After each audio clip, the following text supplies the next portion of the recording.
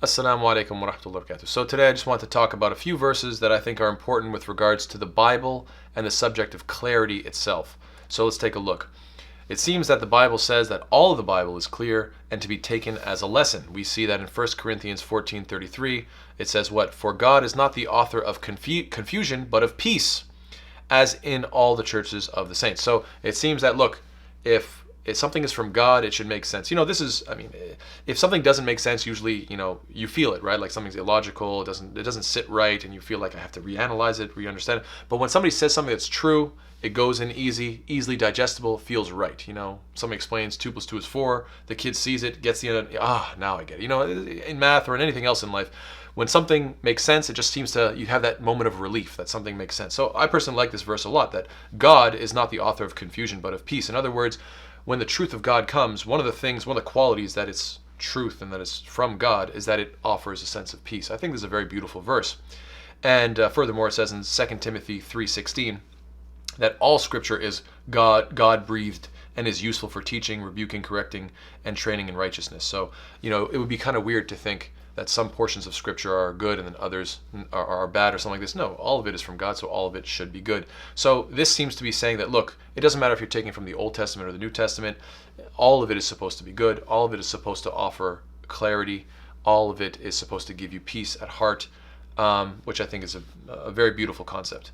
And furthermore, because it's clear and it has good teachings and good morals and so forth, we find in 1 Peter 3:15 it says that Christians should be able to clarify their beliefs, and that seems to make sense. It says what? But in your hearts revere Christ as Lord. Always be prepared to give an answer to everyone who asks you to give the reason for the hope that you have, but do this with gentleness and respect. So you should always be ready to explain why. It seems that the idea is that, look, the truth is clear, the truth is something that is obvious, and so you should be able to learn the truth and be able to convey it at any time. You should always be ready to convey it and be very convincing. Do so in a gentle way, in a respectful way, in a loving way, in a kind way, but have your reasons. It should be rational, logical, clear.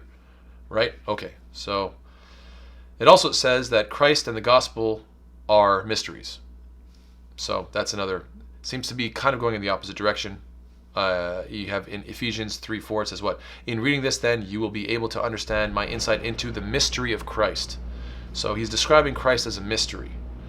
It's kind of the opposite of clarity, right? When you think about clarity, mystery, they seem like antonyms.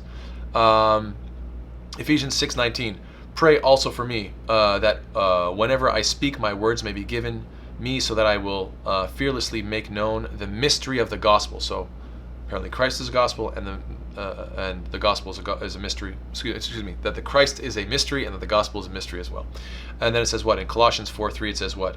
And pray for us too, that God may open a door for our message, so that we may proclaim the mystery of Christ, for which I am in chains. And then finally it also says in Romans 16:25, now to him who is able to establish you in accordance with my gospel, the message I proclaim about Jesus Christ, in keeping with the revelation of the mystery hidden for long ages past. So you have these two concepts that I think are somewhat problematic, and usually this manifests when discussing with a Christian that you try to talk to them about the clarity and the beauty of Islam, and you say, doesn't this make sense? And they're like, well, okay, it makes sense. And I'm like, do you realize that you're not making much sense in your beliefs, and there seems to be a lot of contradictions?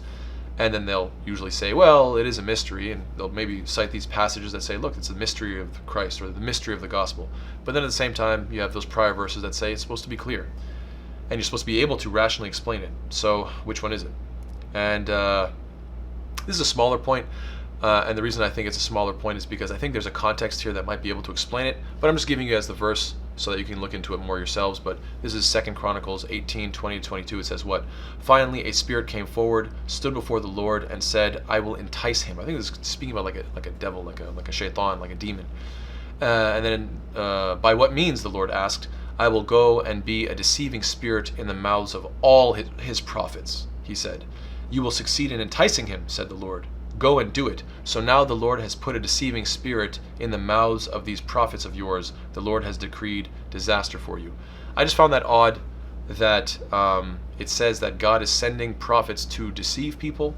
I mean, I think generally speaking, we think of prophets as people who to send guidance, not to deceive them. and so it seems a little confusing. Perhaps the context is talking about something about like how these people had done wrong, and so this is a punishment upon them. So I guess you could make sense of that. But I just think in general, the idea that is the Bible supposed to be clear, or is the gospel supposed to be a mystery that is confusing? Is Christ supposed to be clear or something confusing? Should you be able to explain it, or is this a mystery you can't really explain? Are prophets sent to clarify things, or have they been sometimes sent to deceive people? I think these are interesting verses that perhaps need further discussion and analysis. But I just thought that was something you guys can look into. Take care. Assalamu alaikum.